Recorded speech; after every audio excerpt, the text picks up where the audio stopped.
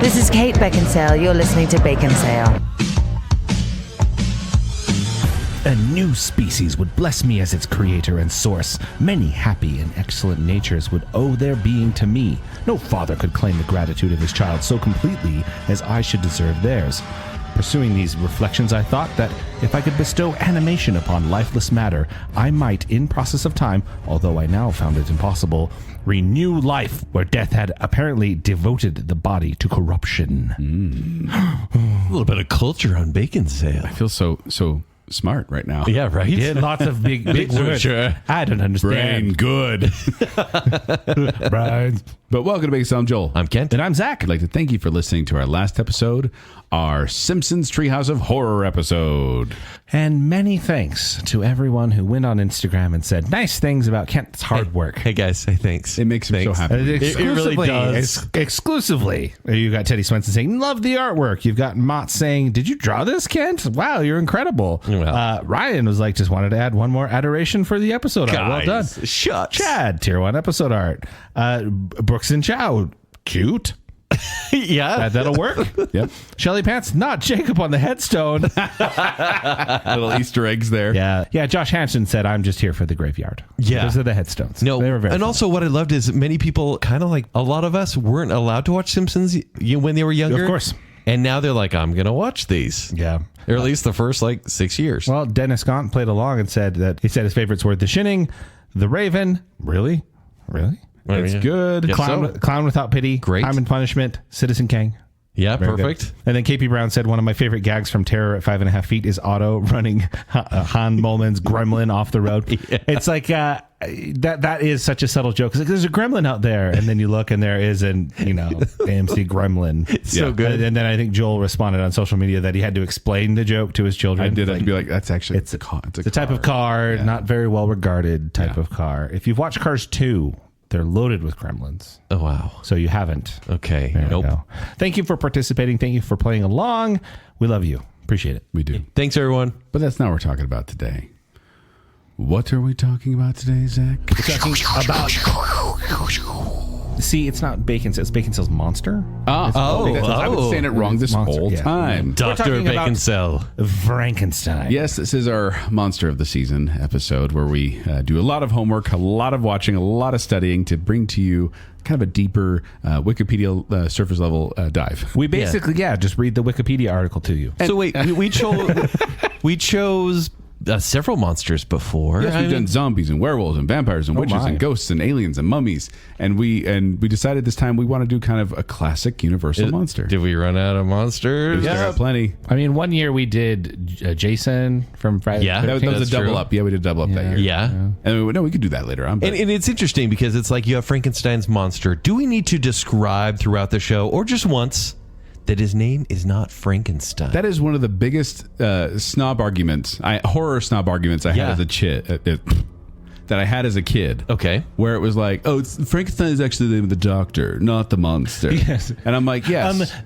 Frankenstein's creature that he creates, because the monster, it's debatable. Yes. Monster's a little rude. Who really is the monster in this story? But over the years, Frankenstein has become synonymous with the creature that Dr. Frankenstein creates. And indeed, it's never actually fully stated in the novel what his name is. He never is called by name. So his name could have been Frankenstein for all we know. Well, of course it's not, because the novel is just people telling stories the whole time. That is also true. But we are going to kind of give you an overview of the story, the actual novel that we've read. And then we're going to talk about kind of the details of the novel and how they relate to movies. Yeah. And then we'll get into some more gruesome stuff, and then we'll talk about movies. Yeah, a little bit of lore, right? A little Yeah. bit of real life Doctor's Frankenstein, Yes. Dr. Frankenstein. But to answer your question, Kent and listener, we're just going to call him Frankenstein or the creature from now on. I'm so confused. Just don't just realize when we're talking about the monster, we're talking about Frank? Frank. Yeah. But yeah, it's Frankenstein. Okay. So let's talk about Mary Shelley, who is the author of Frankenstein, or comma, the modern Prometheus. A lot of punctuation in that title. It's an 1818 novel written by Mary Shelley, who was 18 when she started writing it. Right. picture your 18-year-old daughter who's in high school writing a horror novel that is revered. Let's for be generations. honest. You're listening to emo when you're 14 years old, and you're like, I got dark lights on. I'm going to write a monster story. They were a different breed back in the 1800s. Like, I listen to this, and it's like they used to get together and like have these philosophical discussions, and I'm like, we'll get there. So Mary Shelley, a little more about her. Her father was an author. He wrote a book famous book called Inquiry Concerning Political Justice. And her mother, one of my favorites. And her mother wrote a famous book called A Vindication of the Rights of Women. So both parents have writing experience. It's true. But sadly, her mother did die of puerperal fever. Good job, Zach. Yep. Wow. Yeah, it should be purple, but it's puerperal. And that's right after Mary was born, and it left Mary and her sister to be raised by her father. Yes, basically it's an infection. Is what Yeah, right. She didn't get a lot of formal education, though, which is crazy because she wrote a book at 18 years old. But her father, who was very intelligent, did tutor the two daughters. Yeah, say that 10 times fast. Yeah, right. So she started, like we said, she started writing the story around the time when she was 18. And it happened because her and some friends... we'll get there. We're going to get there? Yeah, we'll get there. Okay. I got so much about that. Okay, pull it back. Real quick, before we get there, okay, she did meet Percy Shelley. Yes. And he was working with her father and trying to pay off his debts, and it didn't really go well. Mary's father said that she should not date or be courted by Percy. And so they would meet in secret at her mother's grave. And so there's almost like a little bit of like a morbidity, I think, to Mary. Or the time. Or I guess the time, because, and I'll get right to the time, but they didn't have water coolers back then. Right. So it was grave. Gab around the grave talk? Yeah, grave talk. Yeah, grave gab. Grave gab. We're going to talk? So we're doing grave gab. Coffin chats? Which one do we like? Kent's coffin chats. Well, that's, when I have too much chocolate, right? Or you have dairy. Right. And there was a lot of tragedy at this time. So she and Percy did secretly elope. She did lose her first child. Yes. And so, and she did have more children after that, but it obviously affected her. But also she did travel. That was one of the things she did as well. In fact, she traveled in Gersheim, 11 miles away from Frankenstein Castle. Which is a real place. A real place. Before the book was written. Gersheim. Yeah. In Germany. Is that in Germany? It sounds like in Germany. It sounds like a German thing. Castles, the name. Yes, it is in Germany. But she traveled there, and that castle, Frankenstein Castle, about a century before she was there, where was an alchemist named Johann Conrad Dippel, had experiments there where he supposedly developed chemical means to extend the lifespan of humans. So that may have inspired that little trip there. So something to think about. Weird science at the time was going on. Yeah. And galvanism was a huge thing there, is where they like use electrical currents and liquids to kind of make muscles move. Yeah. Galvanism. And it was a very popular subject at the time. Science was having this big boom at the time. And so her and her friends, Lord Byron and Percy Shelley, would have these topics where they just discuss science and all these crazy story things that time. happen. Joel, I want to pause right here and go to 1815. And at this time in the world's history, a gigantic volcanic eruption took place at Mount Tambora in Indonesia. Yeah. It choked the air with ash and dust. 100,000 people died in the immediate aftermath. Well. But the overall toll was much higher. Okay. Now you ask the question, how did this affect what we're talking about, Frankenstein? Because they called 1816 the year without a summer, because the world was locked in a cold volcanic winter. Isn't that crazy? Like, it just, I mean, not that, London's very bright. No, of course not, but it's all over Europe. Then they were going on this summer trip, and they wanted to go out and explore, and they said, no, we're basically locked in because it's cold and rainy this whole time. And they're saying, so crops didn't grow for 3 years. Actually, 1 million people starved in the volcano's aftermath. They shouldn't be living in volcanoes. Yeah, and they're saying in those 3 years of darkness and famine, Europe's greatest artists created their darkest works, and that puts us right where we need to be for the creation of Frankenstein. Sitting around a log fire at Byron's villa, the company amused themselves by reading German ghost stories translated into French from the book Phantasmagoria. Phantasmagoria? That's what I thought it was, but it's not that. It's not, okay. It's not that. But that's here's the thing. I can also have a hard time, not a hard time, but I just think about 18-year-olds of our generation sitting around reading German ghost stories translated into French. Like, it's a different breed. Like, dude, it's true. They're these grandmas. They wear surgical masks. Like, no joke. It's a myth. So they decided they're stuck in poor weather. They said, let's do a little writing competition. We've been reading these scary stories. Let's all come up with our own stories. And so they kind of just for the next few days sat around and read. Yeah, and wrote. It's interesting. This guy, his name is Polidori. He wrote a novella featuring the first blood-sucking hero called the Vampire. Vampire. Predates Dracula. Yeah. So, and that was one of them. And then I believe Lord Byron also wrote a very famous poem as well called Darkness. Okay.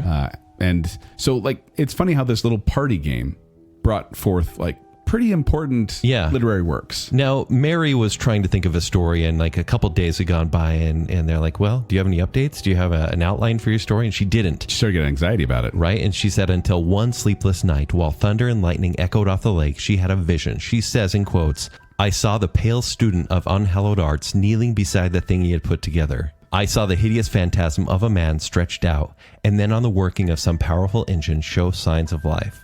With that, she gets to story time the next night. Yeah. She goes, I have an idea. Well, and she started writing this little short story. Right. But then, with Percy's encouragement, she expanded the tale into a fully fledged novel, for better or for worse. Yeah. What? I'll say that. Oh, really? I'll say that. But she wrote most of the book while in Bath in 1816, but then it did take her a little while to finish. Bath? In Bath. Bath.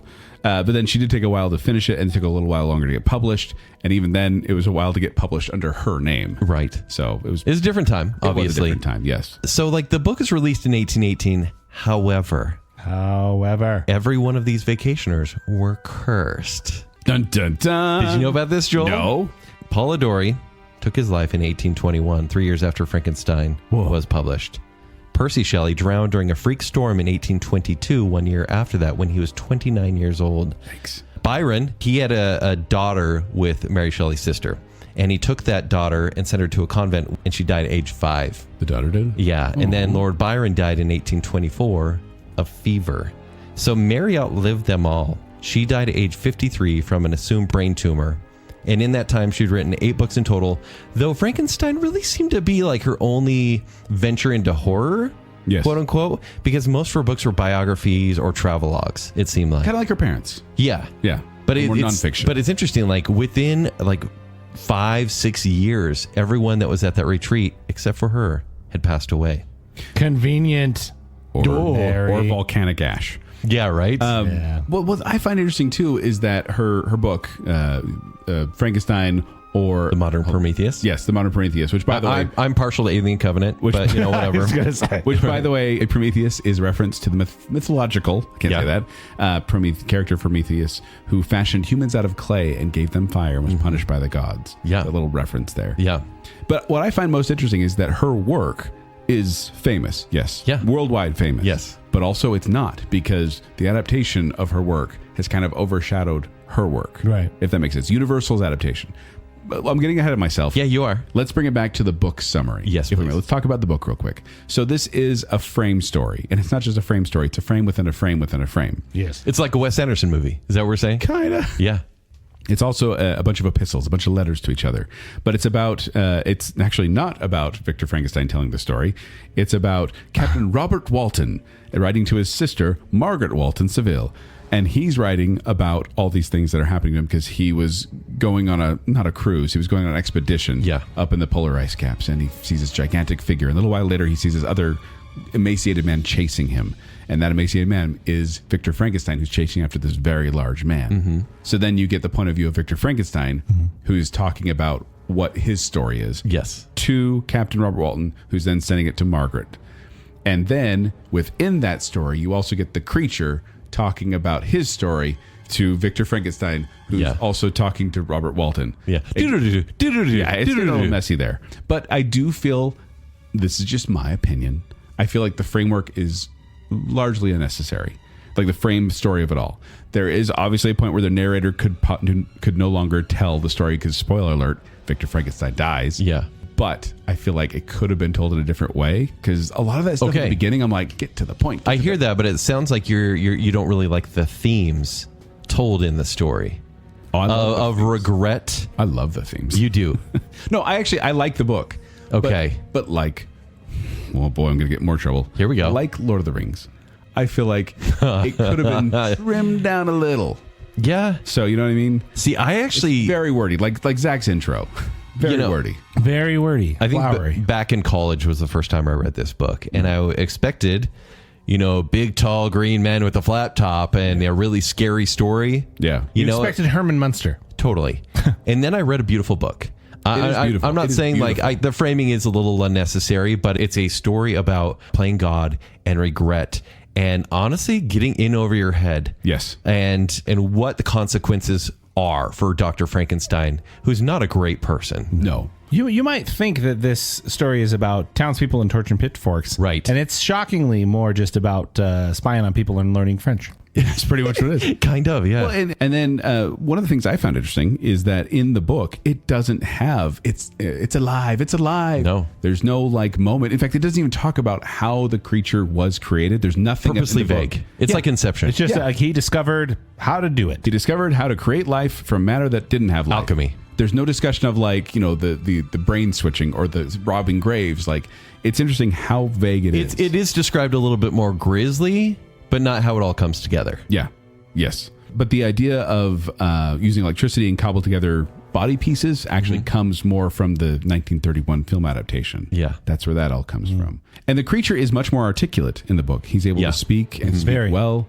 And so he demands that Victor Frankenstein make him a female creature. He's like, look, I'm lonely. I'm an outcast. Make me a companion. I've tried to talk to people. I tried to talk to a blind man. I got a little far. You're talking And then as the creature right now. Yeah. Oh, None of okay. that. Yeah. Okay, yeah. Yeah, the creature. Hey, Zach, Yeah. you can talk to Yeah. us. I tried to talk to a blind man, and he got mad at me when his family showed up. It's a whole deal.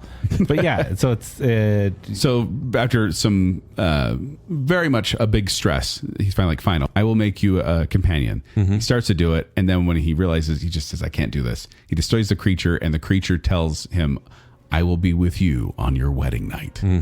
And Victor's like, oh, crap. So because he's about to marry Elizabeth. Yes. And so sometimes his cousin, It's a different time. sometimes So- his cousin, sometimes adopted sister. and Victor's very stressed about it, but he's like, I need to marry, he wants to marry Elizabeth. And on that night, he's like, I'm going to find this creature. Elizabeth, go hide in your room. Yeah. I'm going to go out and find him. And while he's out looking for him, he suddenly realizes he was not saying, I'm going to kill you on your wedding night and I'm going to kill your companion. Yeah. So then Elizabeth is murdered by the creature, and that sets off Victor Frankenstein and chasing him all down, across the polar ice caps and everything, and giving up his life essentially, try to find this creature and destroy him. I would love to know the history. Maybe this is jumping too far, but when they were making these Universal monster movies, that they went, hey, Frankenstein is a great concept. Yeah. Right? Reanimating the dead, a mad scientist. This is perfect. Let's take like a portion of that story. Yeah. And about like kind of like an Of Mice and Men sort of thing. Like Yeah. there's a girl involved and townspeople, and we won't mention the bride whatsoever. Well, yeah. Like what? I wonder what their thinking was.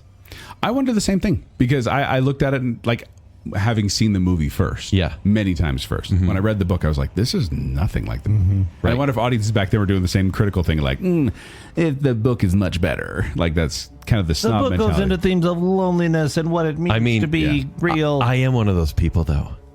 Do you prefer the book to the Oh, movie? far better. See, and I like the book. I think it's very well done, but there's a special place in my transplanted heart Yeah. that really likes Frankenstein. Well, of course. Yeah. And Boris Karloff does he's quintessential, right? He is. But I think of the Universal monsters, like we've talked extensively about them, and I've only really explored these monsters because of you, Joel. The original Universal he's ones? not a tier 1 monster for me. But the thing is, he kind of is a tier 1 monster because of how prevalent he is. Yeah. Like that version of him. But how scary? We'll talk more about it later. We'll get to that Okay. later. So, but I do want to talk specifically about the creature. So, like I said, in the original novel, he's not given a name. He's only called like the fiend, the demon, the devil, the thing, the ogre, the creature. That's all he's referred to as.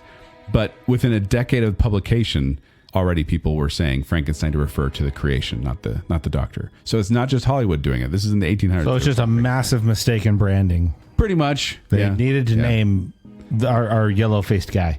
Yeah, because I'll get to that. So he says when they're describing him, because you think of Frankenstein, you think, like you said, big flat green head, monster. green Right. face, electrodes off the Balls. side. In the book, it says the creature is hideous with dull and watery yellow eyes and yellow skin that barely conceals the muscles and blood vessels underneath. Ooh. So it feels almost like a translucent skin. Okay. In that regard. Fun fact: the German name Frankenstein just means stone of the Franks. There you go. Oh, The Franks were Western European people during the Roman Empire. Middle sure. Ages. Not hot dogs. The creature in the book is about 8 feet in height and proportionally large because Dr. Frankenstein said, we should say Dr. Frankenstein, we're talking about the doctor. Yeah. Just Frankenstein, we're talking about it. Anyway, he said, I don't want to work on these little tiny veins and stuff. Let's get a really big body to be able to work on it. Makes it much easier that way. Wow. Which I get. I get that. Unless it goes poorly, which it did. So yeah, and then you get, on the other hand, you get Boris Karloff's portrayal of Frankenstein, which the flat head came from a drawing the makeup designer Jack B. Pierce, his daughter, had drawn up. She just drew it right at the top of the paper, and so it's It ran flat. out of space. Well, she drew it from a dream, and it's funny because Pierce actually feared his daughter to be psychic, and so this is one of her visions or something. But they based the monster off of her drawing, and that is the way that it's become portrayed. iconic. That is the Frankenstein. In fact, when they vary from that in the movies, it almost feels like that's not. Yeah, it's not Frankenstein. right. Yeah. And yet very different from what the novel has. But the creature, back to the novel, is a sensitive, emotional person, and he talks very well. Yeah. And he's able to portray his emotions very well. He's a vegetarian. I found that out. But he's very eloquent, and because he right after he's created, he's able to dress himself. Within 11 months, he can speak German and French just by listening to people. He's able to speak English at the end as well. And then in the movie, he's like mute and bestial. Yeah.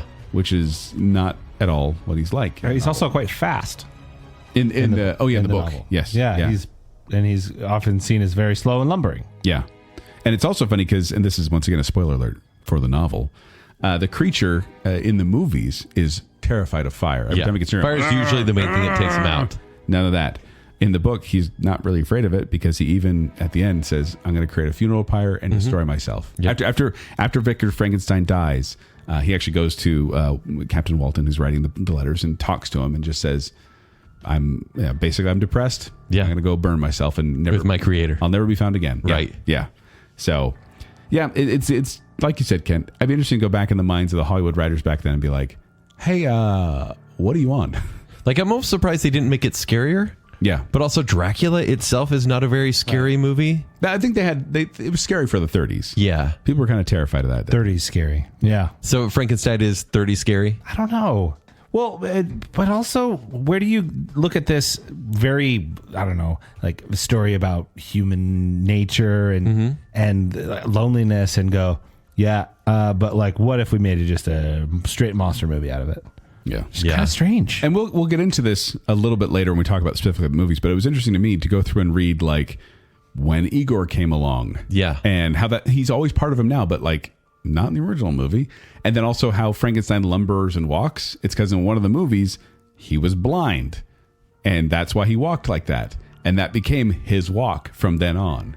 I wonder if this idea is terrifying and we're just jumping ahead, but it's scary because it's the 1930s. Let's talk about it now. Yeah, let's talk about it now. It's the 1930s and people are already worried. They already had a world war. Yes. They have another one on its way, and they're worried about what science can do.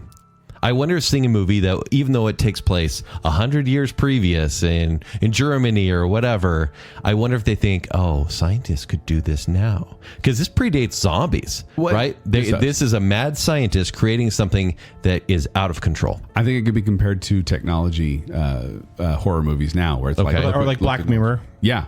Where it's like, you know what? Yeah. There's a realm of feasibility here. Yeah. Right. And I mean, these people didn't know any better. Yeah. But to answer your question, Ken, I've never really thought as Frankenstein's monster as scary because I was a fan of the original 1931 movie where he's a more sympathetic character. And a lot of times that's how he's portrayed, like in Monster Squad, right? For example. He's a sympathetic character. In Van Helsing, he's a sympathetic character. And I think that's why I don't really fear him as much. But I'll tell you what, when we watched a lot of the movies, there was a couple where I went, there's the fear. Well, and I think that's it. I think it's like, let's just say you're in a dark alley or you're in the woods and you see a zombified and scarred monster that moves and acts erratic. You'd be afraid. Oh, yeah. Like seeing it on screen, you're like, I know your story, Frankenstein's monster. Yeah. And I am so sorry for what's happened. Yeah. You know, but if you just saw this in the wild. Do we just need to name him? Can we just call him like Tom or Phil or Frankie? They do name him Adam in a couple of adaptations. Oh. Yeah. We'll just call him Frankenstein or the Doctor. Yeah. If we say Frankenstein, we're referring to the monster. If we're saying Dr. Frankenstein, we're referring to the scientist. Yeah, but if he's as big as he is, if he's as grotesque as reported, I think the monster is scary because it's mysterious, right? Yeah. It can overpower you easily. And honestly, if you get in his way, I mean, he's really consumed by revenge mostly. Right. But if you get in his way, like, yeah, that could be scary. Well, and also I just don't think... Also, if you're a small boy, you're in trouble. Yeah, I guess. He'll take you out. But as a kid, no, I was never being like, oh, Frankenstein's so scary. Yeah. I never felt that way. No, and I didn't either. Right. So I do feel like, but I was happy to some of these movies, Kent, that I went, there it is. That's what I'm afraid of. Whether I'm talking about Frankenstein's creature or Dr. Frankenstein himself. Because there's times when I'm like, Dr. Frankenstein is creepy. Yeah, he's messed up. And that was a fun twist on what I originally have felt. I don't think he's scary because my two biggest pop culture experiences with Frankenstein are Young Frankenstein and the Munsters. Yeah. It's like Herman Munster. So comedic. He's just, and it's a Halloween costume. Yeah. I didn't really understand. Yeah. Yeah. But the thing is, I mean, talking about Dr. Frankenstein being kind of scary, there are some creepy, real-life Dr. Frankenstein-ish stories out there. My favorite part of these shows where we talk about the lore. There's a little these bit of lore. Ones are real, and I may do a little bit of a deep dive. Joel, Zach, I'm really sorry, but Go for it. Joel, you already talked a little bit about Luigi Galvani. Do you have more about his background? No, but I have more about his son. Okay, well, let me talk about Luigi Galvani real quick. And this is what started off. At 1780, he's an Italian scientist, and he studied comparative anatomy and physiology, and he started working on frogs' legs, right? This is really basic science stuff. He skinned the lower half of a frog. Why? I know, I'm so sorry. And when he had a I scalpel... want to mute this for the kids. Right. Everyone listen to Carpool Lane. He had a scalpel in the leg, and it touched a bronze hook in the animal's flesh, and the leg twitched. And he's like, oh, what? So it made him start to experiment further, and he then hypothesized that the muscles of dead frogs contain vital fluid, and I guess dead frogs or all animals have animal electricity. And he thought any electrical contact, right? And that any electrical contact could spark that fluid. So it could spark that animal electricity. And he had a lot of people that went against him, but a lot of people that were proponents of this. And it's called galvanism, which it means electricity produced by a chemical action. Yeah. So then I said son, I meant nephew, because Luigi Galvani, his nephew, was named Giovanni Aldini. Keep that straight. Right. But he kind of followed in his uncle's footsteps, and he found that he could manipulate animals. He would swab the subject's ears with salt water, attach a metal wiring to each ear, and then connect that wiring to a battery, and then it would get their face to contort. He also succeeded at getting dead animals to move around, roll their eyes, wag their tongues by applying electric impulses to the corpses using a battery. It's like a Ratatouille thing. So then he went, hey, let's, a dark Ratatouille. But then he said, hey, how about we try this with humans?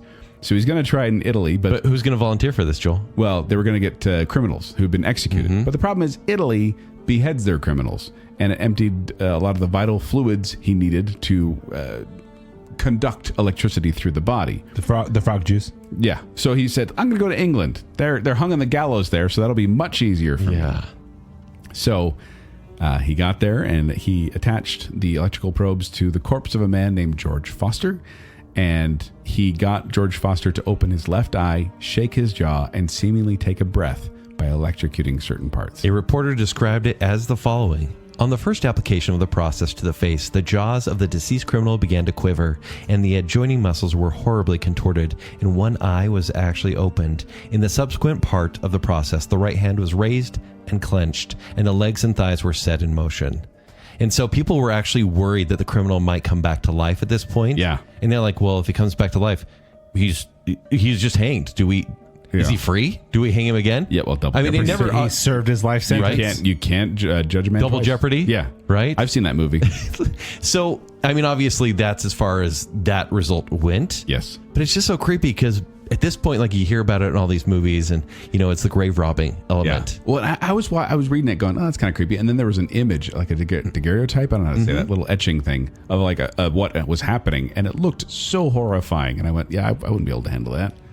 So this time there were several people that followed and loved Galvani's work, and there's a guy named Andrew Ure. Oh, yeah. You have Born his in story? Glasgow. He's a Scottish scientist. He loved Aldini's work, and he wanted to try it for himself. and he had a steady supply of hanged criminals to work with because there were 300 crimes that carried the death penalty at that time. He believed that using electrical currents to stimulate the phrenic nerve would bring people back to life, including this convicted murderer named Matthew Clydesdale. So, and there were a bunch of people who wanted to come see this happen. Like, there'd be audiences watching what is happening. That was kind of his thing. It was like a freak show. Yeah. Sure. Yeah. So then when they shocked this criminal, it says, in fact, I'll just read the quote here. Yeah. When the supraorbital nerve was excited, every muscle in his countenance was simultaneously thrown into fearful action. Rage, horror, despair, anguish, and ghastly smiles united in their hideous expression in the murderer's face, surpassing far the wildest representations of Fuseli or Keene. That's what he wrote. And he said, at this period, the spectators were forced to leave the apartment from terror or sickness, and one gentleman fainted. Yeah. Local churches threatened to shut him down. They said it was devil work, essentially. Sure. So he decided to quit that. Yeah. And he actually built a working thermostat. He's like, I'm going to put the science to good use. Yeah. You guys That's need good. a thermostat? Yeah. You need an Uristat. I don't really want to get into the next story. There's a guy named Carl August Weinhold, and he worked on a kitten. And Oh my it's gosh, such that a story was, sad I chose not to story. include that one. Do you want me to talk about it? No. Really? Too sad. Okay. He brought a kitten to life very briefly. Let's say that. And it walked around, and then Stop. Oh. That there. Okay. So I'm going to jump right ahead to the Soviet Union, then, Joel. Yeah. Yes. What a In the- good lead in. I know, right? In the Because- 1950s? Yeah, I've got a few stories, actually. In the Soviet Union, they didn't have quite the regulation that... What? I know, right? Even now. That maybe England did or the rest of Europe did at that time because the church was obviously involved in, trying to stop this work We're in from the 20th happening. century now. We should Yes. clarify, yes. And so the Soviet Union's like, hey, do what you're going to do. And so there's a guy named Sergei Perkenko. Yep. Zach, I should have had you read that. Exactly right. So, Sounds like a hockey player. yeah, right. He was still a student of galvanism. Or a cryptid. And he invented a heart and lung machine, but the way he tested this heart and lung machine, so pretty novel stuff. Very good scientist, very deranged. So the way he tested it was very controversial. Take your kids out of the room real quick. In his early experiments, he decapitated a dog and he connected the head to a machine. So it drew blood from the veins and circulated it through a filter for oxygenation, and the dog's head was kept alive for over an hour and a half. What? Jeez. Yeah, just the head. But then blood clots killed the head. After Talk the hour about and a Air half. Bud. Oh my gosh. Yeah. Oh, I laugh so I don't cry. And he was like, oh, that worked for 90 minutes. Like, I can find a way to stop these blood clots from happening. And I'm going to use this to revive fallen Soviet soldiers. This is where we're getting into really crazy stuff. Yeah.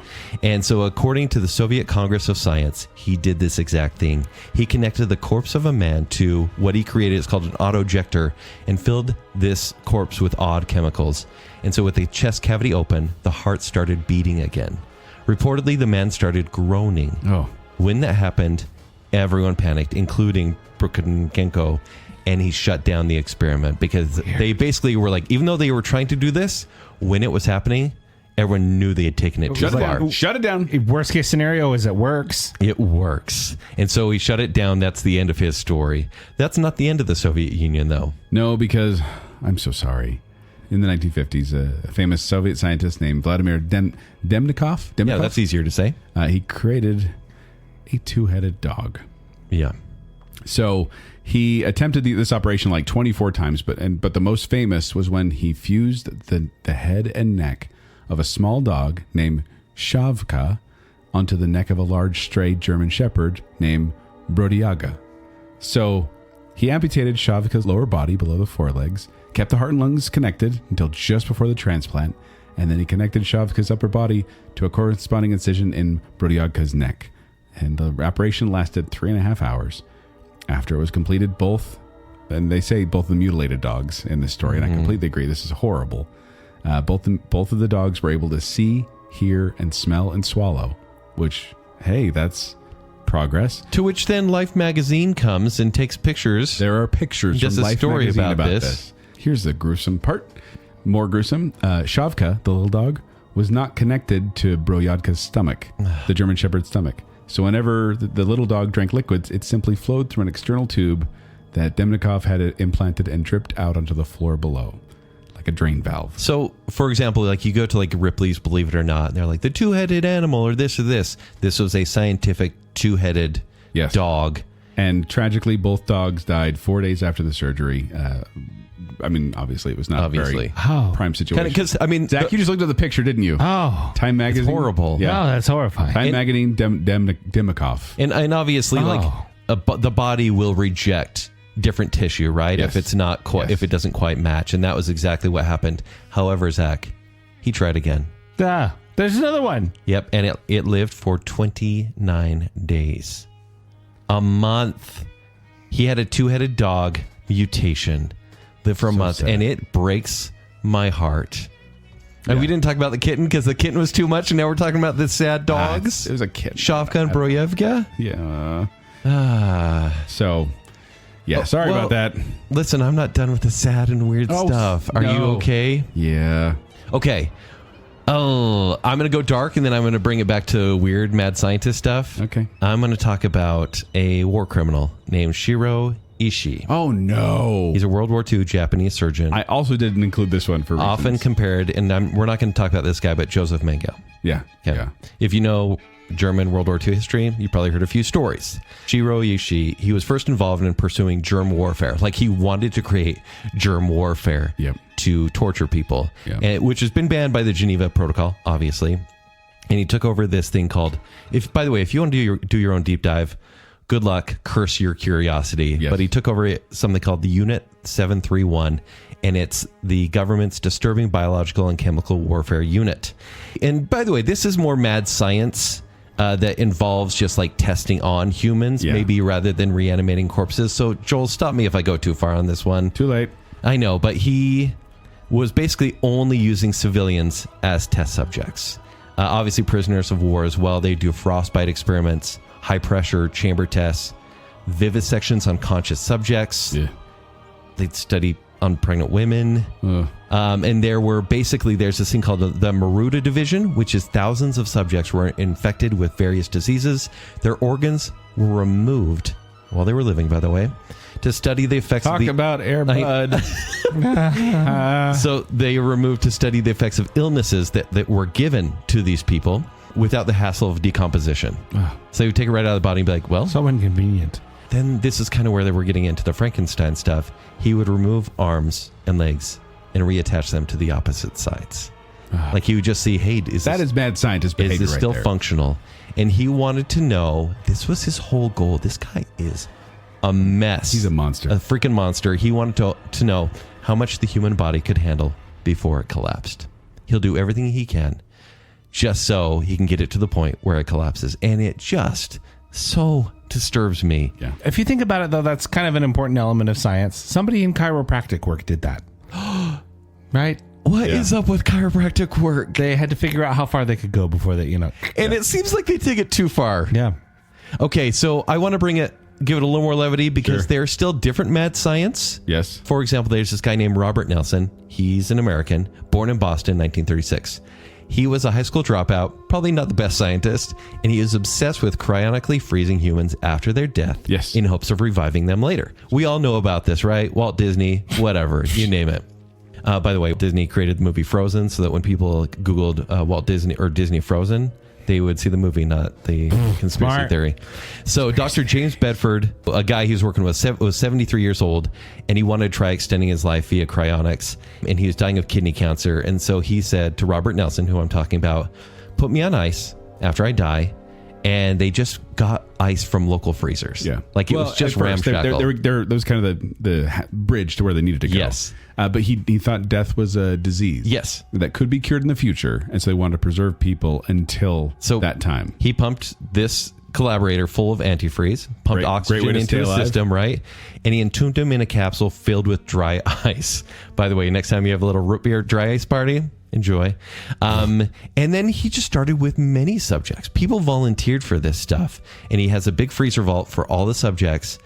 And after a decade and some other experiments later, it got shut down. I think the government basically came in and said, this is unethical, what you're doing. I know these people are volunteering. It's not okay.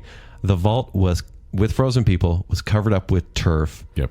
And the relatives of the deceased people sued Nelson and his partner for $800,000. They settled it out of court, I guess. And currently, there's a place called the Alcor facility in California, houses 184 frozen corpses. Yep. From this They time. don't call them corpses, though. They call them patients. Wow. Yeah. Isn't that crazy? Because you think about... They call them just in case. You think about like different types of Frankensteins, right? Yeah. And it could be reanimation that way. It could. Literal just thawing out. Yeah. I have one more animal story, if I may. I'm sorry. Yeah. But I found this, once again, we're talking about mad scientists, kind of not great people. But in 1970, U.S. neurosurgeon Dr. Robert White led a team of surgeons from the Case Western Reserve University Medical School to put the head of one monkey onto the body of another. So they decapitated both monkeys. Mm-hmm. They put the head of monkey A onto the body of monkey B. I'm sorry I laughed, but I hope that's not what they called them. And they reconnected the carotid artery and the jugular vein. When the 18-hour procedure was over, the team of 30 doctors, nurses, and technicians cheered because the monkey woke up and tried to bite the nearest person, which is just how every horror movie starts. Yeah. But however, because the surgery severed the spine of the monkey, it was paralyzed from the neck down, and that was as far as it wasn't able to do much. Right. And it died 9 days after the operation. And I was like, man, back then was crazy. Back then, you say? Because in 2001, Dr. White replicated the experiment, and he said the monkey could see, taste, hear, smell, and move its face. What? Ugh. Okay, and like we're talking about this, like sometimes body parts, organs especially. I mean, modern medicine, modern science can allow for the things like that to be transplanted. Yeah. Right? Yeah. Skin. Yeah. That kind of stuff. The head is a different story. It is. Right? There is a current surgeon. He's an Italian surgeon. Man, they have a history with this kind of stuff. His name is Sergio Canavero. He says he actually wanted to do this in 2018. He plans to perform the first human head transplant in China because maybe there's not as many Italian rules. guy doing an experiment in China. Yeah. Okay. And he says he plans to do it like within the next couple of years. A full head transplant. Yeah. And See- and have the patient live. My mind was always blown whenever surgeons are able to reattach limbs Totally. for people like that, because I'm like, but there's so many little veins and nerves. I've got a client who chopped off his pinky finger and just put it back. What? Yep. Yeah. Huh? Yeah. Crazy. So I do have a couple notes here on just like surgeries like that. So first of all, if you're going to try to reanimate a corpse, let's say, Are we going to talk about the process of reanimating a corpse? maybe a little bit. Okay. I'm So in. if you want to do this, By the way, if you're listening right now and this is your plan, if you want to do this, Take notes. we didn't tell you to do this. First of all, This is the recipe that you search for, but we have to do the life story before we get it. right. My grandmother used to reanimate corpses all the time. I remember the smell in her kitchen. It's so nostalgic. Oh, you just had ads pop up on the page. Skip to recipe. So, first of all, if you're going to reanimate a corpse, you have to preserve the body because the body will go into decomposition very quickly. It needs to be as fresh as possible. Yes. So, we talked about in the Mummy Show, they use salt, but that's not going to work if you're going to want to reanimate the body. So, you're going to have to put it in kind of a alcoholic solution that's strong enough to kill any bacteria or mold that might grow, but not too strong. Otherwise, you're going to decompose the sample. It'll be corrosive to the sample. Yeah. And I say sample, body. And then it's time for replantation, which is a surgical term that means the surgical reattachment of a limb, like an arm or a finger or something like that. And first, the damaged tissue needs to be removed. And then the bone ends are going to be shortened and rejoined with pins or plates. And this holds everything in place while the tissues are restored to a normal position. And then muscles and tendons and arteries and nerves and veins need to be repaired. And for that, you're going to need to do microvascular surgery. That is like specialized instruments, tiny little needles, and ultrafine sutures that repair blood vessels. These are things you can't even see with the human eye. Joel, this seems like something like that you watched a YouTube video for when you're like, oh, I need to fix my garbage I disposal. made the YouTube video. Yeah, right. That worries me. Yeah. Yeah, this is creepy stuff. By the way, with all these processes you're talking about, if it's not a compatible blood type, this is not working. That's why there's so many variables as to why this won't work. Yeah. Anyway, so you're saying the fine details. Yes, very microscopic very little details. stuff. It's going to take a lot of work to get this done. But then after you get everything attached, you're going to have to either have a consistent source of electricity, like a battery pack, or a jump start with a big electrical charge to get the electrical impulses going, because our brain and our heart and our lungs, like there's certain body parts that need these electrical impulses to work. Speaking of brain, it needs to be as fresh a brain as possible. Absolutely. And don't get an abnormal one. Did you see Iron Man? Arc Yes. reactor in the chest. Boom. That's what you need. How did you build that? Is Iron Man a Frankenstein adaptation? In a cave with scraps? Now, that is something that, like, wow, if people could do that, I mean, I don't even know if I want them to Well, do a lot it. of this is like, honestly, However- this is basic surgery until you get to that reanimating part. However, there are ways with what has been built with technology now, right? For example, lab-grown organs, right? That may be Yeah. the next Yeah. step. Also, 3D printed. you can take the patient's own cells and grow them in a lab. 3D printing, like you say, can grow these organs, which is just nuts. Also, I don't know how far this gets into with reanimating, but definitely extending life, bionics. It may be part of that immortality process. Yeah. Right. And also, prosthetic limbs, AI may be able to predict what muscles would do and move organically. Yeah. Right. That's a crazy thought. And that feels very doable. Yeah. And then also gene editing, like maybe before a baby is born or something like that, can help scientists create custom life. So not just reanimation. It's like, we're just going to create life how we want I it want to an be. 8'2" green flat-headed baby. Right? Ugh. Yeah. But it's crazy. I do foresee some of these things. I don't know about the replantation of heads, right? That seems like there's too many things to connect. Well, and one of the things it's going to talk about, they talk about in a few of the movies, and we could talk about briefly here, is just the concept of a soul. Yeah. Like there is the belief that, there is a spirit within the body that controls the body. And so if you reanimate a body, what happens to the spirit or the soul? And that is a fascinating concept to think about in film. And they've explored it a couple times there. Right. But it just, I don't know, it gives me the Pet Cemetery vibes that if you reanimate a corpse, it's not going to be the same as when it was alive before. No fair. No. No. Yeah. Okay, so that's the lore of mad scientists. And by the way, there are so many of these stories, and they got worse. Yeah. Joel, you probably saw some. Some. Yeah, I didn't really want to talk about. I don't want to talk about it. But let's get into what we do generally on this show. It's more the pop culture side. Yes, because Frankenstein is a huge pop culture influence. Totally. But he has inspired numerous like TV shows and films and video games Or even books of the time, right? Yeah. And even I think Mary Shelley was kind of influenced herself to write Frankenstein. But then, like a couple decades after, you have The Strange Case of Dr. Jekyll and Mr. Hyde by Robert Louis Stevenson in 1886. You have The Golem, which is written in 1955. And then Herbert West Reanimator by H.P. Lovecraft in 1921. and then in 1971 you get Frankenberry. Yeah. Which I want to bring that up, that the Franken prefix is used for all sorts of stuff together. Like we've said before, we Frankenstein the show together. Yeah. It's become part of pop culture. I don't know if you guys remember Franken stuff. It's the hot dogs that had chili on the inside or cheese. No. Back in the 80s, I believe it was commercials for it, but they just called it Franken stuff. Anytime like my stepdad put something together, we call it like a Franken something. Oh, it's Frankenboat. Yep. Oh, it's Frankencar. For years, Eddie Van Halen, he played a guitar that was built in a way that he called it the Frankenstrat. Perfect. Because it was just pieces built together. If I may bring up Pokemon, Mewtwo is considered a Frankenstein adaptation because he is A lab creation. He's a lab creation who's not happy being a lab creation. So there's a little pop culture reference for all you millennials out there. Pokemon. You millennials who were in your mid to late 30s, early 40s. Yeah. Yeah. So real quick, before we talk about specific movies, I do want to talk about the eras of Frankenstein. Yeah.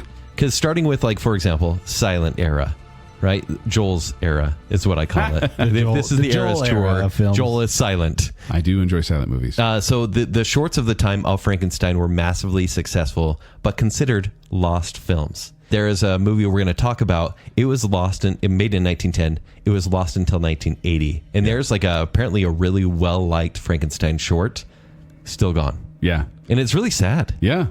It's sad to see these movies that were created so long ago be destroyed, but I'm glad we were able to watch A few, as many yeah. as we did. Because we did not watch all the Frankenstein adaptations. Oh, mercy. Because there are hundreds. There's a lot of Asylum and Sci-Fi Channel ones. Yeah, and like made-for-TV ones, although we did get a couple of those in there. But the most popular one, this is the Universal era, and this brought the creature into the cinematic mainstream.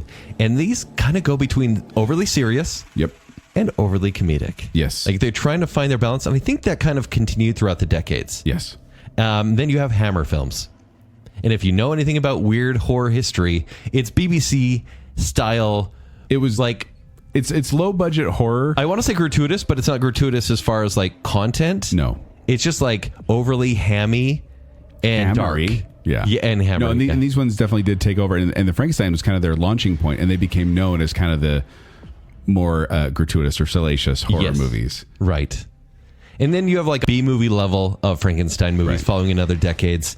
But I think like maybe for our generation, TV was a big deal. Yeah. Right? You have like Lurch from the Addams Family. Yep. You have Herman Munster, who we've talked about already. Yes. And then there's like the Monster Squad, obviously. Yeah. Hotel Transylvania for kids now. Yeah. Right? Real quick about the creature's legacy. He's been seen, Frankenstein or variation of, in Buffy, Animaniacs, Transformers, The X-Files, Simpsons, Doctor Who, Kamen Rider, Highlander, Star Trek Next Generation, Supernatural, VeggieTales even, Goof Troop, Saturday Night Live, Dragon Ball, Scooby-Doo, Super Friends, DC, and Marvel projects. So many. Wow. Like, it's just all over the place. Even the Hulk is modeled after the look of Frankenstein's monster. It's funny, the Hulk is kind of like a Dr. Jekyll and Hyde and Frankenstein combination. Kind of Yeah. But I was going to say, we've talked about, a lot about it, but let's just dive right into it. We have a list here of about 25 movies that we're going to be talking about, and we're going to be giving them the official Bacon Cell thumbs up or thumbs down, which you can then decide if you want to see them for yourself, but at least you have our recommendation to see them or avoid them. We'll give a brief synopsis to help you understand which movie is which, but just know that most of these are about a mad scientist creating a creature that then hates him. Absolutely. This is the long list, guys. Yes, it is. Good on ya. We'll try to go. I didn't do this. Oh, you didn't want to watch 25 Frankenstein movies? Oddly enough, no. Just want to put this out there. Yeah. Better or worse than the Mummy movies overall? Same. What? Yeah. Oh. I had a hard time with Mummy movies. I had a hard time with Mummy movies. I had a hard time with Frankenstein movies. Oh, boy. All right, well, let's jump into it. First up, we've got, Frankenstein. From 1910. 1910. The first film version of Frankenstein, the young doctor discovers the secret of life, which he uses to create the perfect human. Things do not go according to plan. This one's 16 minutes. This is one of the silent film shorts I talked about. This is one of those where you're like, hey, it's kind of hard to see, but it tells a story, obviously, without words, but like just a really quick one. And this Frankenstein being created. It's funny to think how this is like being upset. Over 100 years ago this was made. And the book was written about 100 years before that. Yeah. And they were adapting it. It's like 12 to 60 minutes long, depending on which version you see, but that's a lot of the story is cut out. It really is just kind of about the creation and the ending. But what really impressed me about this one, though, the effects, the creation scene. Yeah. That was cool. It was way cool. You can find this on YouTube so you can see it for yourself. But I bet that thrilled audiences back then in 1910. And there's this really cool, like, deep scene where Dr. Frankenstein's looking in the mirror, and you see Frankenstein, the monster, appearing in the other side of the mirror. He looks really weird in this one, too. Yeah, creepy, actually. Yeah, I'm going to give this an approval. I give it approval as well. Nice. First adaptation, great job. All right. Double approval. How about, Frankenstein? Oh, you mean, let's just call it The Frankenstein? The Frankenstein, 1931. Dr. Henry Frankenstein. Is his name Henry or is it Baron Von? It depends which adaptation you're going with. In the movie, he's Henry, but it's Victor in the novel. Is obsessed with assembling a living being from parts of several exhumed corpses. And this is the one with Boris Karloff as Frankenstein. Directed by James Whale, the very popular one. Yeah. This movie's been boiled down to so many, like just a few iconic moments so far, but it's actually, I think, a very well-made movie, like a very well-rounded. Scary, though? No. Well-made, but is it scary? There's scary parts. There are scary parts. But I think it's a great classic adaptation. I don't want to dwell on it too much because it is the adaptation, so I'm going to say definitely approved from me. It is short. It's an hour, 10 minutes, and for the iconography alone, it is approved. Okay. How about Bride of Frankenstein, 1935? Mary Shelley reveals the main characters of her novel survived. Baron Henry Frankenstein, goaded by an even madder scientist, builds his monster a mate. I remember when you saw this for the first time, Joel. Maybe it wasn't the first time, but it was well before I'd seen it. Okay. And you're like, hey, I saw Bride of Frankenstein. I'm like, oh, cool. That one's classic. The image of her screaming with the hair. The hair. That's Elsa great. Lanchester. I hear it's probably better than the original. Everyone says that. And what did you say? Hate it. Yeah. I hate this movie. This is one of the first examples of why Hollywood shouldn't do sequels for great standalone films. But it's critically loved, Joel. And I don't get it because it is stupid. Exactly what you said before, Ken. This gets the mix of comedy and horror so far off. This is Frankenstein fully ado, basically. Yeah. It tries to go comedic. Stop singing. I know. Yeah. And it's not effective whatsoever. Cool, iconic scene at the end of the movie, but there's nothing else there. Not approved. There's a part with like he's created little miniature people in glass jars, and they turned Frankenstein into like this bumbling oaf, and it does. I hate it. I hate it, and I hate every time someone gives it a positive review. Conceptually, scary because it's used in the book and other movies. Right. But the movie is not good. And I will not deny the iconic look of Elsa Lanchester as the Bride of Frankenstein with the hair and everything.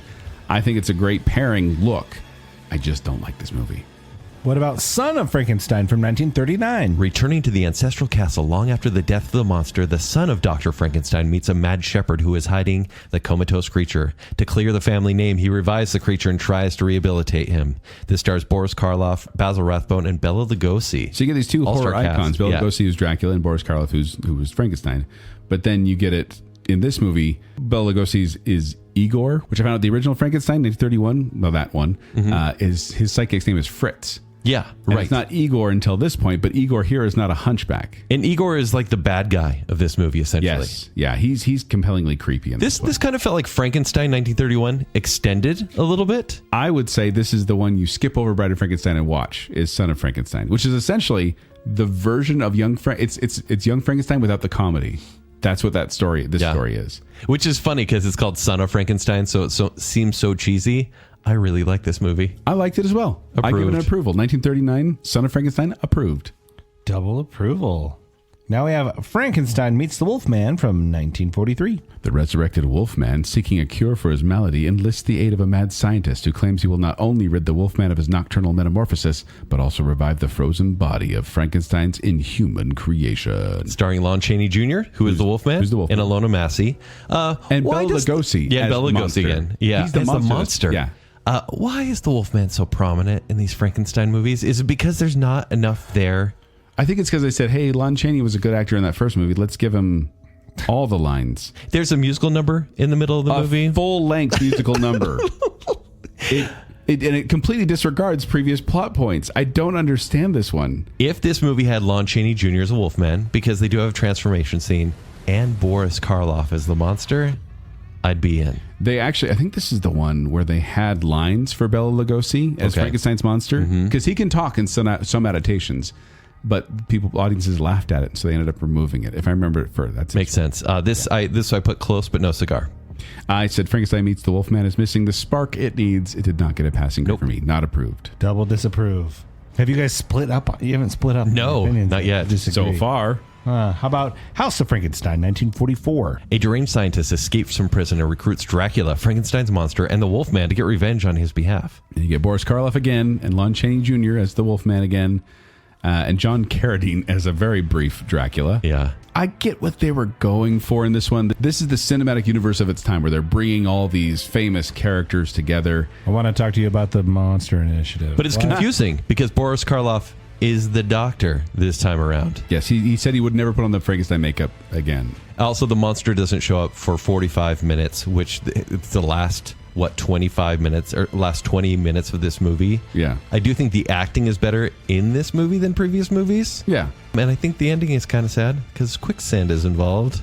Yeah. Oh, so scary. Kind of sad. It's short. It's a 70-minute ride, and I thought it was fine. I'll give this a barely passing grade. I give it a passing as well. What? Yeah. Okay, we're kind of on the same page. This is good because then the listener knows what to avoid and what to watch because we're not being split, apparently.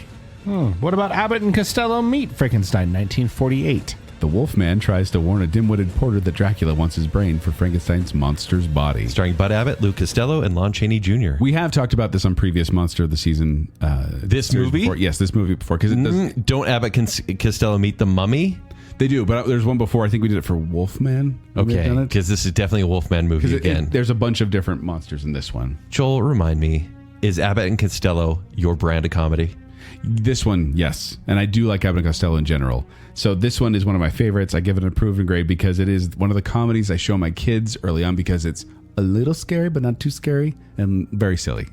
I like this more than the Mummy movie that we talked about last year. It has very little to do with Frankenstein, though. It's not a good Frankenstein movie, and it's not a very good movie.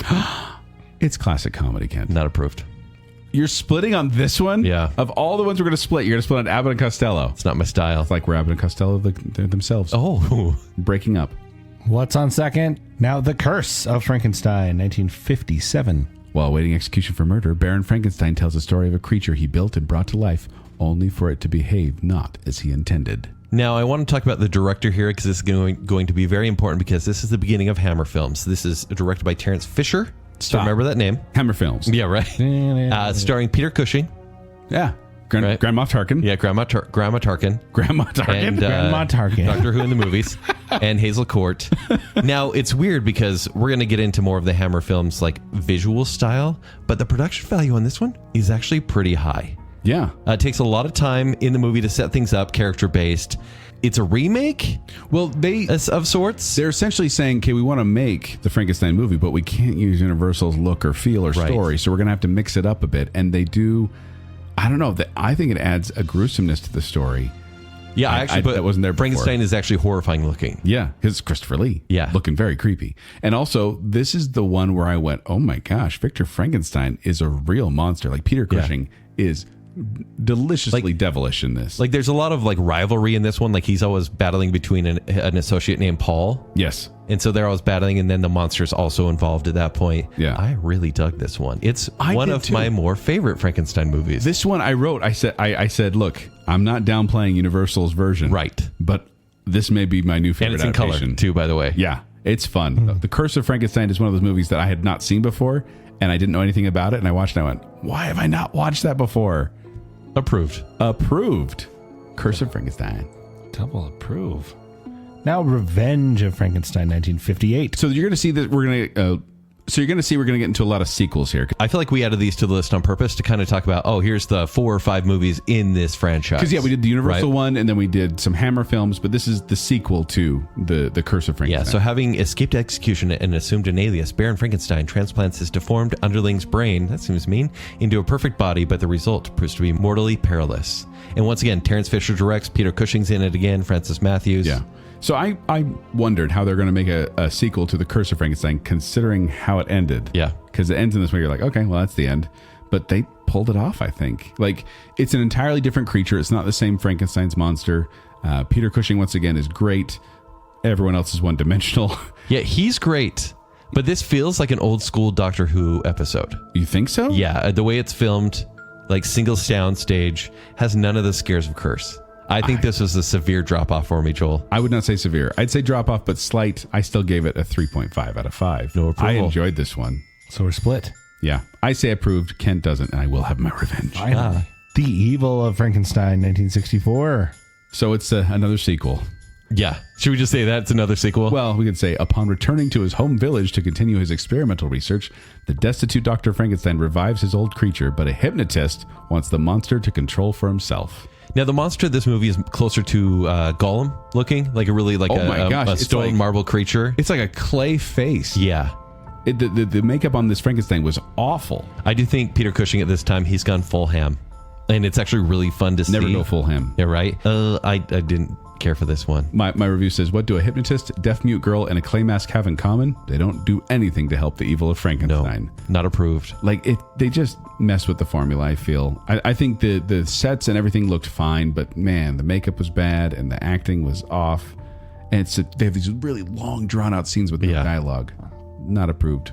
They should have spent more time in the lab with the evil Frankenstein.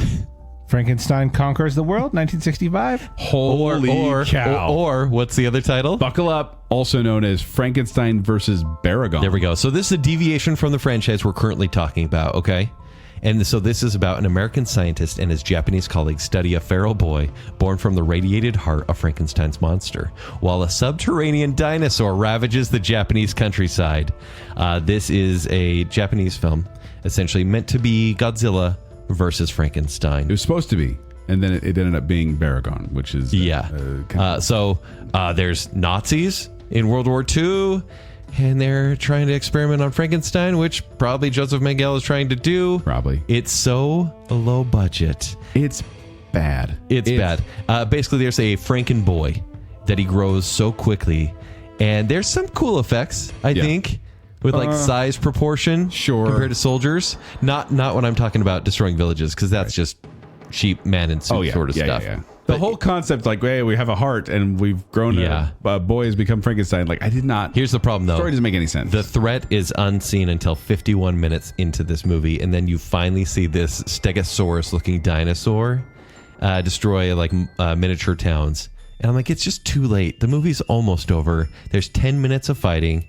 Gosh, there's so much. And it's not even good choreographed stuff. No, it's just like wrestling in rubber suits. It's B movie quality. Like, it's kind of refreshing to watch like some bad Frankenstein movies and then watch this and go, I kind of enjoy this. Hey, Nicole, Chris, this movie's for you guys. The only way I'd ever watch this movie again is if it had Mystery Science Theater riffing it. Because it's that kind of movie. Frankenstein Conquers the World is terrible, not approved. Not approved. Wow, we're finally to the bad stretch, apparently. Yes, we are. Okay. How about Frankenstein Created Woman, 1967? We're going back to the franchise. Yeah, Okay, this is the back main to Peter Hammer films. Cushing, The yeah. mainline one. Yeah, but yeah, the second main line.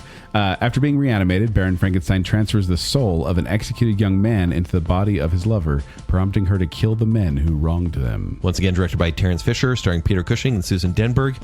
This one is a drama. Yes. It barely features any sort of Frankenstein chat. This moves on from the physical building of creature as much as it is more about the Baron. Well, more about the soul. This is the one where it's like, can we transfer a soul into another body? Because they still do switch. Well, they don't. In the previous movies, they show them like literally switching brains into bodies. Yeah. This one, it's kind of like, hey, we did this, and now she may or may not have the soul of this other person in her. Right. So Dr. Frankenstein also is barely in this movie. It was weird, and he's not as menacing. They kind of make him sympathetic in this one, which I didn't really care for. It's not a monster movie. It's There's a decent, surprising kill sort of scene at the end. yeah. I mean, there definitely is the shocking part. Yeah. But it's not scary, and it's not approved. I gave it an approved. Just Really? because I was like, this is a cheesy 60s horror film. Yeah. I can accept it for what it is, but I barely recommend it. Frankenstein must be destroyed. So we're going to finish off the franchise, the Hammer Films franchise, Peter with Cushing this movie. stuff. Once again, Terence Fisher directs, Peter Cushing, Veronica Carlson in this one. Baron Frankenstein, with the aid of a young doctor and his fiancée, kidnaps the mentally sick Dr. Brandt in order to perform the first brain transplant operation. Now, this to me felt like different movies, like crudely stitched together. Yeah. Pun intended. Right. Because I thought the core story of Baron Frankenstein, Carl and Anna was interesting. And then they throw in this comedic inspector every now and then. And I'm like, what are you doing in this movie? You don't even belong here. Yeah, it's violent. There's a little more to this one than I thought. But it's an hour and 20 minutes before we get the reanimated creation in this movie. Yeah. And it feels like a stage play. But I will say this, like, even though you haven't liked the majority of these Hammer films, I'm happy I have seen them. Yeah. Like, I was like, oh, my horror heart is so pleased. Yeah, and this one was one where I thought it was.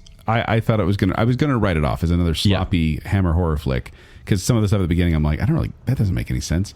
But the final act really impressed me. I agree. Like the final act, I was like, this is where I'm really kind of thinking about what's going on here. I don't want to give spoilers, but crazy stuff happens at the end, and it's a lot of fun to watch unfold. I think they brought it back. Approved. I will give this an approved as well. But also, approve. low bar, approval. Yeah. Wow, you were on a streak of negativity there, Kent. Now we've got, from 1974, Young Frankenstein.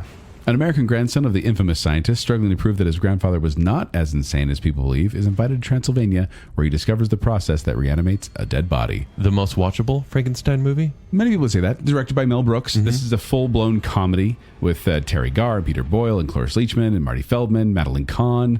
Zach, what are your thoughts on this one? I like it, but also it's very important to my story. This was the movie that was on for movie night when I met Kent Dunn. It's a true story. What? That's so cute. Little meet cute. Wow, this is our meet cute movie. Yeah. Nice. So Young Frankenstein is a classic Mel Brooks comedy. I have mixed feelings about the humor in this movie, only because Mel Brooks is very much in your face style of humor. Yeah, it's that true. I don't always relate to. I don't think, and I think many of the jokes have lost their luster after all these years. I think the appeal is more the performance of Gene Wilder than actually what's happening. Yes. And Madeline Kahn. Come on. Madeline Kahn's Of fantastic. course. Right. But I will fully attest that it stood the test of time, and it's still highly quotable. I don't know why every time I laugh at "Put the candle back." Of all things. Yeah, that's the one that gets me almost every time. They captured the look of the Universal horror films so well. They like did. the black Yeah. and white and just the sets and everything. And so, yeah, I give this one a passing grade. I may not love it as much as other people do. Sure. But I give it a passing grade. Passing grade. The Bride, 1985. After years of research, the doctor finally succeeds in creating the perfect woman who gets the name Eva. And this is starring Sting, Jennifer Beals, Geraldine Page, and Clancy Brown. This one is just about 2 hours. By the way, these Frankenstein movies, they've gone up to about an hour 40, but they're generally about an hour 20. So really easy to watch. Yeah. Now we're getting into the longer movies, which is really unfortunate. Well, and this is not a horror film. No. This is a gothic drama. Well, it starts off and you see the whole experiment, right? Yeah. And you're like, oh, wow, we're getting right into this. Yeah. Dr. Frankenstein is creating the monster, and this is so cool. Oh, no, it's for the Sting, by the way. bride. The Sting. Yeah, the Sting is... Yeah, Sting is Dr. Frankenstein. Sting? That is called the Sting? Yeah.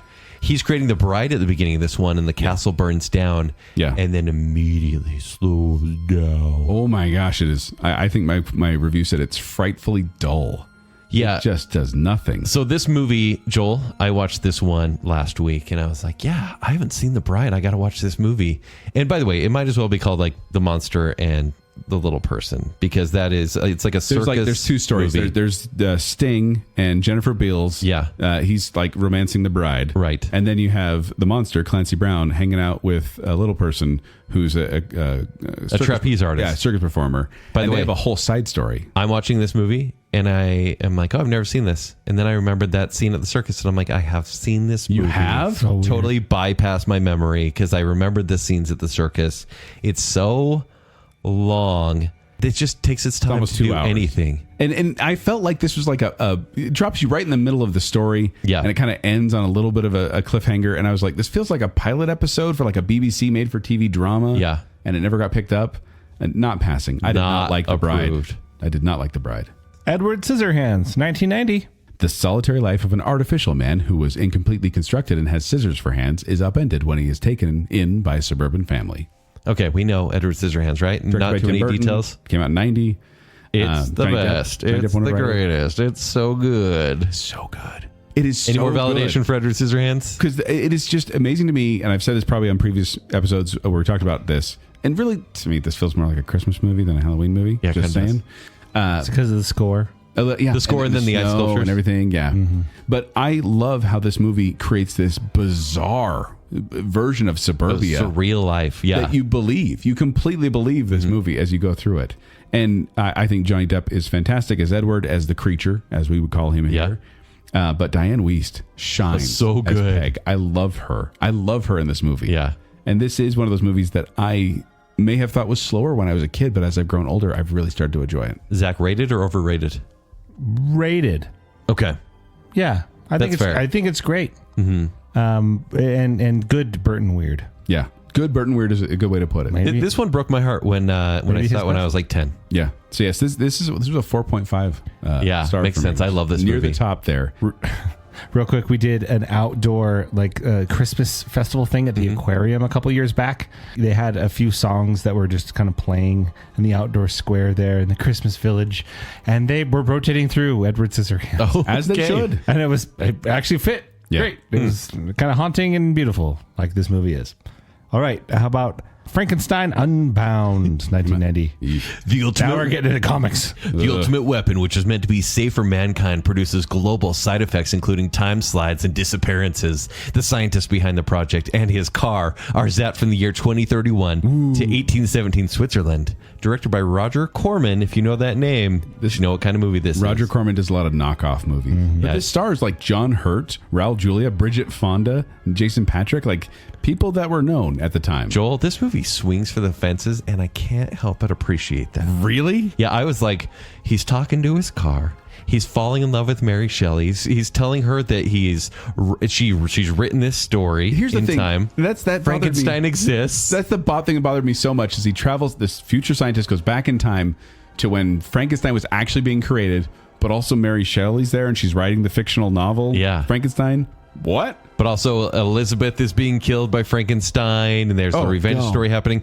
But also there's like a evil knight in the future that wants to destroy the universe. Yeah. And then Frankenstein's monster looks like the Jeepers Creepers guy. Yeah. It's so preposterous. Like this. But was Joel, I doomed to watched this on fail. a bad movie night. Like it's kind of a bad movie night sort of movie. It's so bad. It's not good, Ken. I cannot give this a passing grade. I did not enjoy But when he goes back to the future, it's kind of like a Planet of the Apes moment. No. Really poorly done. No, this is the one too where the poster is like a stitched together eyeball. Yeah. And a lot of the comments I saw in the reviews were like, why would you stitch together one eyeball from multiple other eyeballs? That makes no sense.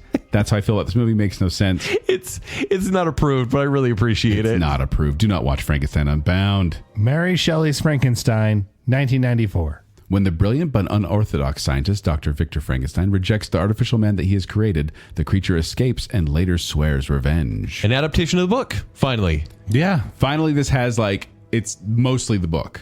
And this has Kenneth Branagh directing, and he is Victor Frankenstein. You have Robert De Niro as Frankenstein's monster. Helena Bonham Carter. Of course, she's in there. John Cleese is in this. So this is an interesting adaptation, and one that the English major in me went, that's the story. Right. So it felt good to see it on screen. And it's scary, unlike the book. Oh, there's grotesque horror. Yeah. I watched this way back in the 90s, and I was like, whatever. Overdone by Robert De Niro. I don't care. Or having recently rewatched it, I'm totally in. I really like this movie. I think it's well done. I think it's one that people, if you find the book too, shall we say, boring. Yeah. Or the frames are too much. This combines the scares and the themes. This is the kind of the streamlined version of that novel. Zach, have you seen this one? I have not. Okay. I've seen it a portion. Yeah. And it's Branagh being Branagh. Sure. Right? Yeah. Very Shakespearean. I would like to watch it, though. Yeah. So I give it approval. Me too. Man, we take quite a break here. 10 years. 2004, Frankenstein. When a detective begins investigating a series of horrific murders, she is led to a mad doctor who has sustained his creature and himself for over 200 years through genetic experimentation. Starring Parker Posey and Adam Goldberg and Michael Madsen. So this... Joel The TV movie. Hilton. I was like, so Zach, Joel's like, hey, here's all the Frankenstein movies on the list. Are you down to watch these? I'm like, yeah, I'm cool with that. Whatever. You sent a rough list and I kind of refined it. And I'm like, I hope they're bad ones because I could watch some bad sci-fi ones. And I was like, Frankenstein 2004. Well, I really like Parker Posey. I did. That's why I put it on there. Adam Goldberg was funny in Friends. I could watch this movie. It was the hardest one to find streaming because, by the way, any of these you can find on YouTube, the Internet Archive, or Tubi. This one we had to get a Stars trial membership to watch, I'm pretty sure. Joel? Yeah. One of the worst movies I have ever seen. You're welcome. Well, don't. I'd never seen this before. I went through the same experience you did, Kent. This is... I didn't want to go after it too much because this was intentionally supposed to be... This is a made-for-TV movie that was supposed to be a pilot for a whole series of this detective hunting down these creations by Victor Frankenstein. Yeah. That's what it was supposed to be.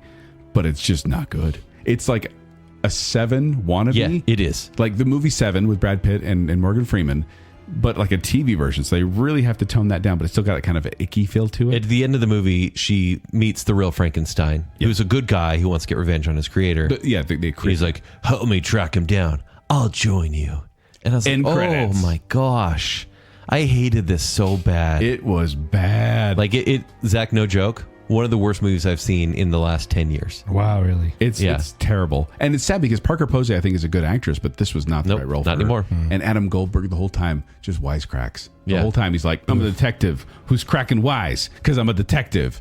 And he comes in just to do his joke and leave. It's bad. So I don't ever recommend watching Frankenstein, the 2004 version, but not the BBC 2-part TV or miniseries because we didn't watch People that. are lost at this point. There's so many versions. Oh, I know. But yes, that version with Parker Posey, don't watch it. Now we have Igor, 2008.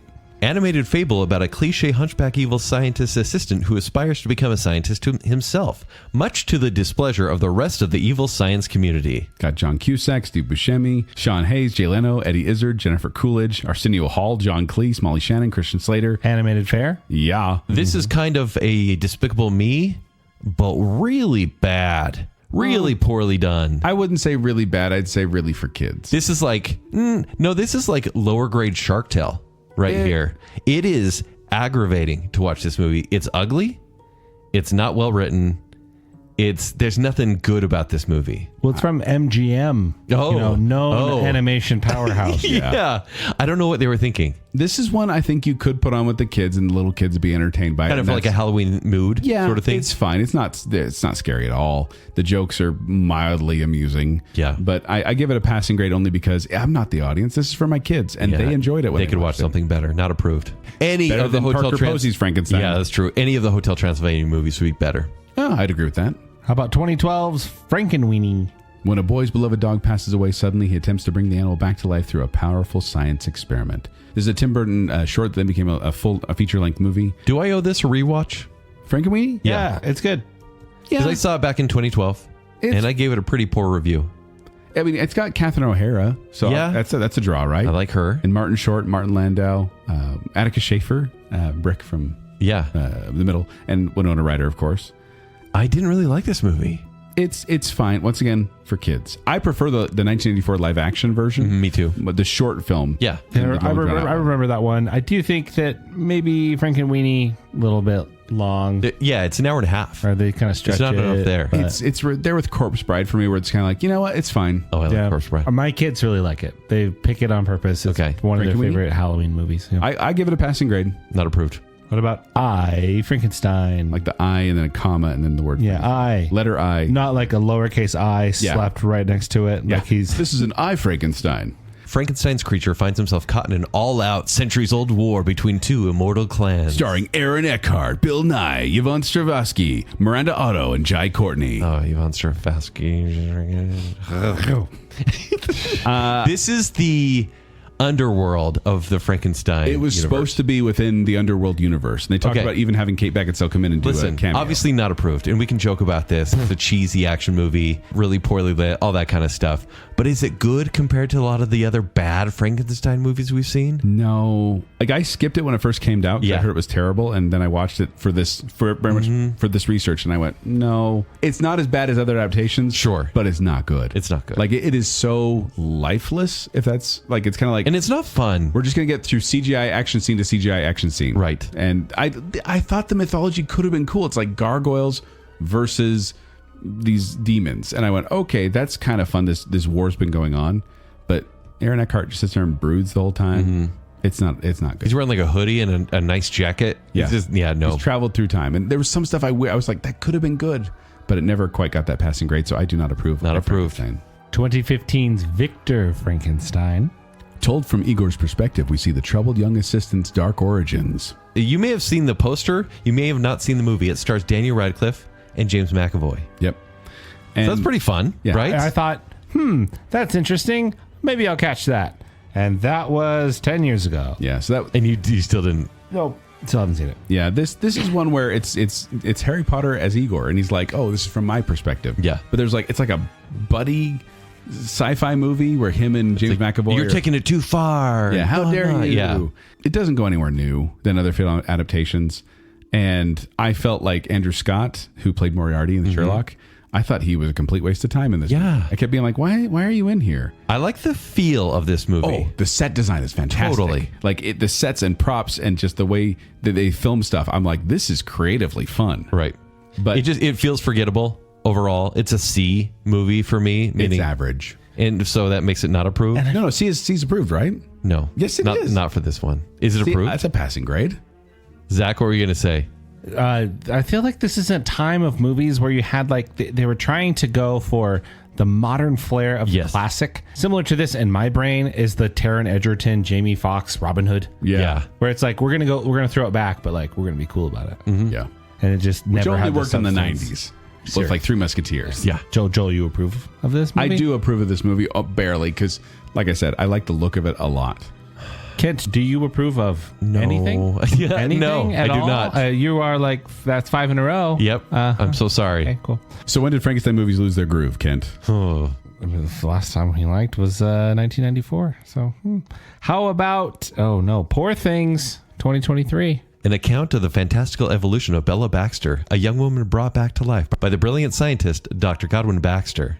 This is directed by Yorgos Lanthimos and won some awards recently. Oh, several yeah. It was a awards. big movie last year. I have not seen it. I was Oh, going okay. to say, Joel, if you have seen this, it must have been quite short. Yes, I couldn't find a filter for this one, so I couldn't watch it edited. So I went, you know what? I chose not to watch it for a reason, and so I'm going to say not approved. I feel like this is, and people will disagree, but style, massive style over substance.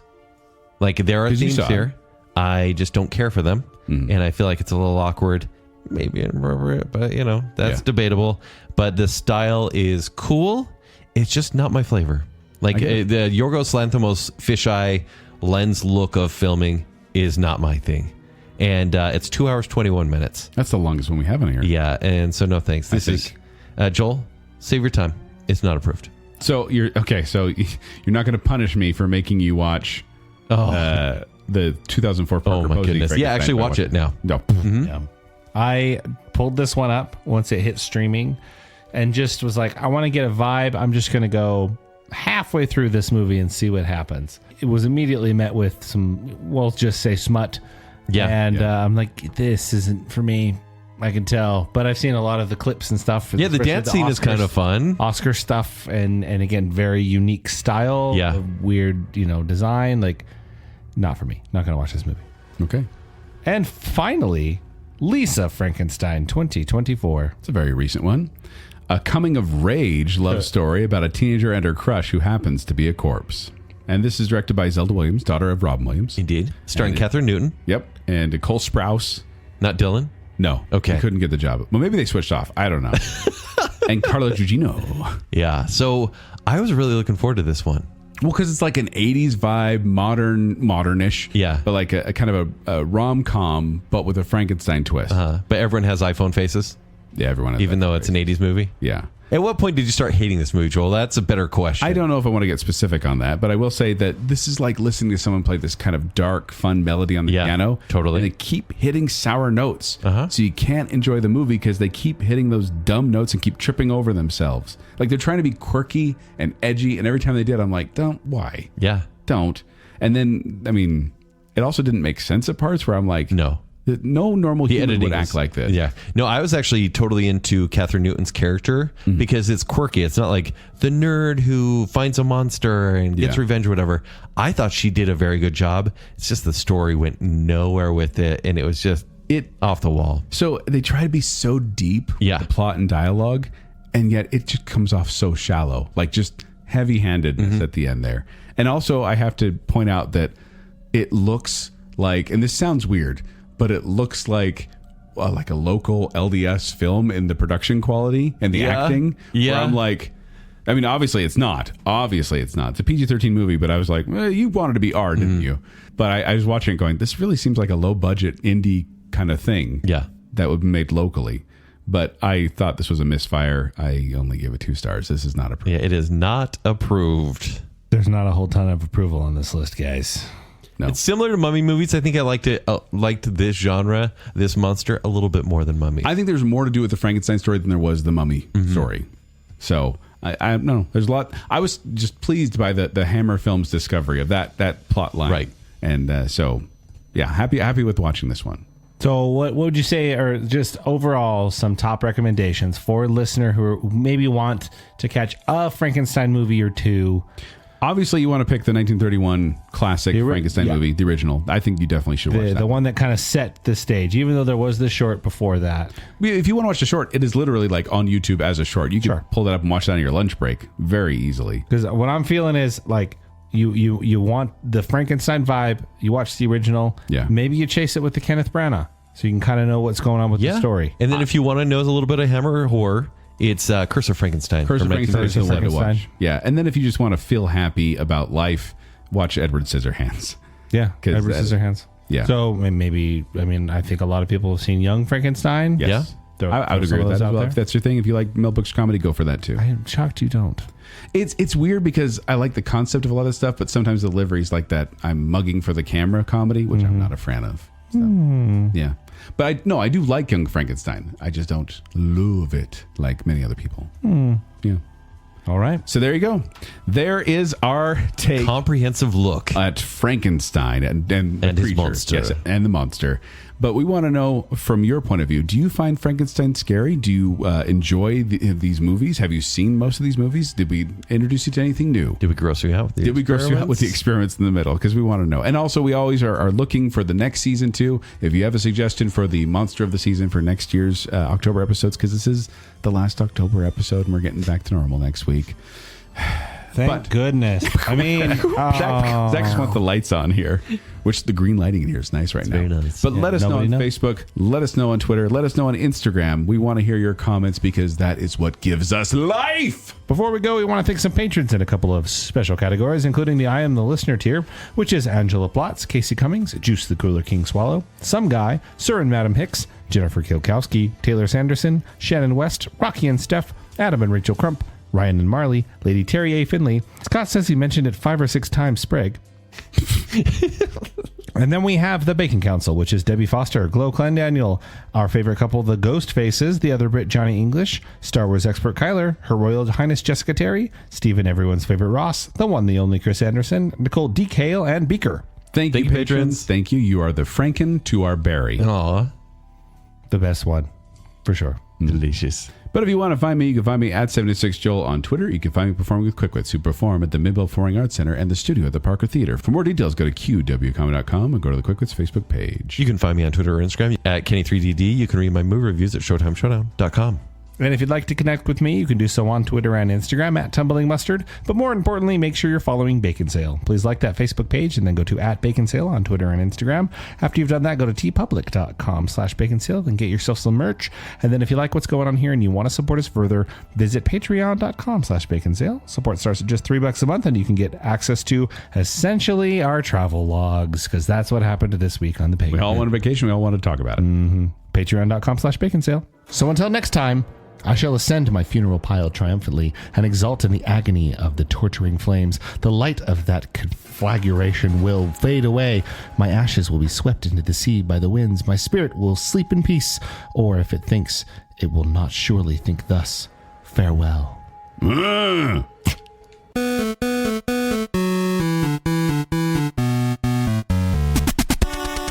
Hello, this is Zack. Please don't cough to death. Cute. We basically, just read the Wikipedia article to you. Purple fever. Good job, Zack. Grave Is that what we're Gab. going to talk? So we're doing Grave Gab. Coffin chats? Which one do we like? Kent's Coffin Chats. It sounds like a German thing. Give the woman her due, Kent. Dude, it's true. They're these grandmas. They wear surgical masks. Like, no joke. It's a myth. You might think that this story is about townspeople and torching pitchforks. Right. And it's shockingly more just about spying on people and learning French. I tried to talk to a blind man and he got mad at me when his family showed up. There's a special place in my transplanted heart. You always do Brokinko first. I laugh so I don't cry. My grandmother used to reanimate corpses all the time. I remember the smell in her kitchen. It's so nostalgic. In a cave with scrap? It's like Jeff Bridges in the room with us. Questioning everything. Doing this on the fly as we're recording. That was almost a Frankenstein.